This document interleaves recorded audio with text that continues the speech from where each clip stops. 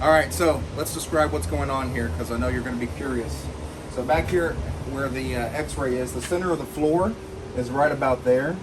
Unfortunately, with the plumbing the way it is, we can't really straddle the X-ray machine with data and electric. So we chose to put it all to the right, but we can actually make that look good with some wire loom. We have our spare 220 volt outlet right here for the electricians. We have the 120 volt outlet for the electricians. We have our data pass-through port. So this is going to contain the fiber optics and the acquisition trigger for the X-ray machine. They're going to go through this conduit, up,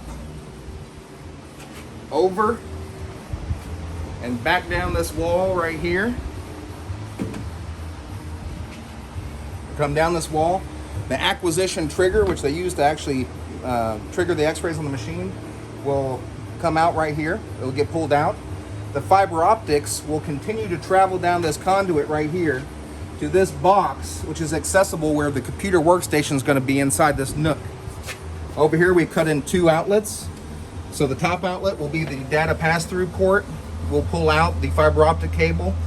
We also have another outlet that's going up and popping out on top up here, where we're going to bring our actual computer network cable down the wall, and that'll also go down to the computer all the way down to the same outlet. We also had an issue with how to get the HDMI back to the monitor. So also from this data pass-through port, we're going to go up and through and over and around and back behind the monitor. These outlets will not be visible. They will actually be behind the monitor, both electrical for the electricians and the HDMI pass-through, which can pass through the wall. We put up blocking here for the monitor, which will be wall mounted within that nook. We also put up blocking down here at the bottom, which is going to hold the workstation to the wall, again, on this side of the wall. The front of the workstation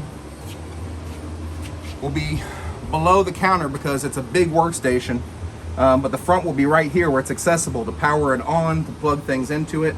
At the rear will be the electrical and all those communication pass-through cables. So you won't see those cables. This one was the one the electricians cut in. We abandoned that one and pulled the box off the wall. That way we don't have any cables that are being seen. Hope that makes sense.